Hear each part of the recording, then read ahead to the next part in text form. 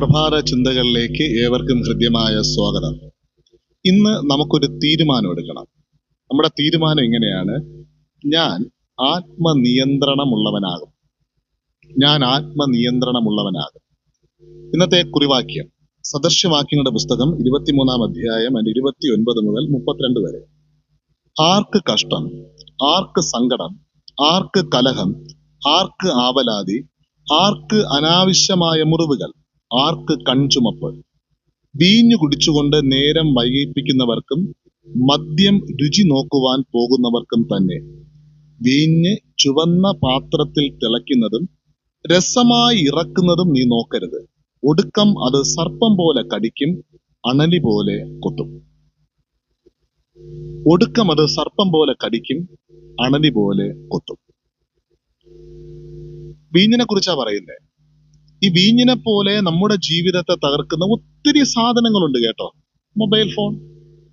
Mobile ഫോണിന്റെ ദുരുപയോഗം ആവശ്യത്തിന് വേണം.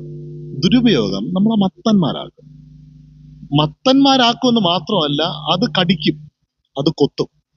സർപ്പം പോലെ കടിക്കും, അണലി പോലെ കൊത്തും. ഈ സർപ്പം അണലി കടിച്ചു കഴിഞ്ഞാൽ അല്ലെങ്കിൽ കൊത്തിക്കഴിഞ്ഞാൽ കുഴപ്പം എന്നാന്നറിയോ? പിന്നെ നിയന്ത്രിക്കുന്നത് അതിന്റെ വിഷമാണ്. ഒരുപക്ഷെ മരണത്തിലേക്ക് തന്നെ നമ്മെ നയിക്കാൻ സാധ്യതയുണ്ട്.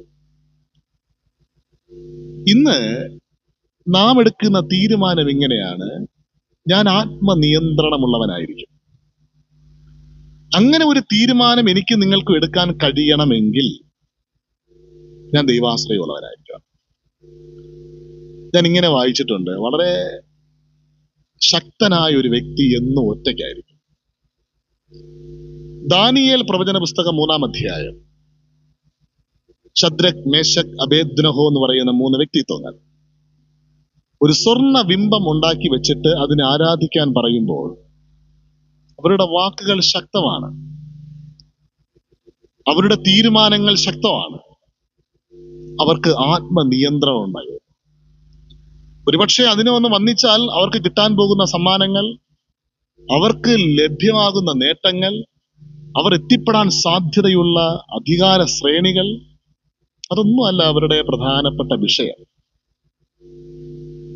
പക്ഷെ അവർക്കൊരു കാര്യം അറിയാം: ജീവിക്കുന്ന ദൈവത്തിന്റെ കരം വിട്ടിട്ടാണ് ഞാൻ ഇതൊക്കെ നേടുന്നതെങ്കിൽ അതെല്ലാം സർപ്പം പോലെ എന്നെ കടിക്കുകയും അണലി പോലെ കൊത്തുകയും ചെയ്യുമെന്ന് ശദ്രക്കിനും മേശക്കിനും അബേദ്നെഗോവിനും അറിയാം. എന്നെ ശ്രദ്ധിക്കുന്ന പ്രിയപ്പെട്ടവരെ, നമ്മുടെ ജീവിതത്തെ തകർക്കുന്ന വീഞ്ഞു പോലെയുള്ള എന്തൊക്കെ കാര്യങ്ങളുണ്ടോ അതൊക്കെ ഉപേക്ഷിച്ചിട്ടാകട്ടെ ഇന്നത്തെ ഈ ദിവസം തുടങ്ങുന്നത്. അത് എന്തായാലും എന്നെ നിയന്ത്രിക്കാൻ മറ്റൊന്നിനെ അനുവദിക്കരുത്. എന്നെ നിയന്ത്രിക്കുവാൻ മറ്റൊന്നിനെ അനുവദിച്ചാൽ അത് സർപ്പം പോലെ കടിക്കും, അണലി പോലെ കൊത്തും. ദൈവവചനമാണ്. പ്രാർത്ഥനയോടുകൂടെ ഈ കിടക്കയിൽ നിന്ന് നമ്മൾ എഴുന്നേൽക്കുമ്പോൾ, ഒരു പുതിയ ജീവിതത്തിലേക്ക് നമ്മളിന്ന് പോകുമ്പോൾ നാം തിരിച്ചറിയണം: ഞാൻ ആത്മനിയന്ത്രണമുള്ളവനാകാൻ ആഗ്രഹിക്കുന്ന ഒരു ദൈവമുണ്ട്. അവന്റെ കരം പിടിക്കാം. ശക്തനായ മനുഷ്യൻ എന്നും ലോകത്തിൽ ഒറ്റയ്ക്കായിരിക്കും. ഒറ്റയ്ക്കെന്ന് പറഞ്ഞാൽ ദൈവമുള്ള മനുഷ്യനായിരിക്കും. തീരുമാനങ്ങളിൽ അവൻ ഉറച്ചു നിൽക്കും. അങ്ങനെ ദൈവം ആഗ്രഹിക്കുന്ന ഒരു ജീവിതം ഈ സമൂഹത്തിൽ നൽകാൻ നമുക്ക് കഴിയും. ആ തീരുമാനത്തോടുകൂടെ മുന്നോട്ട് പോകാൻ ദൈവം നമ്മെ സഹായിക്കട്ടെ. ഒരു നല്ല ദിവസം ആശംസിക്കുന്നു. ദൈവം നമ്മോട് കൂടെയുണ്ട്. ആമേൻ.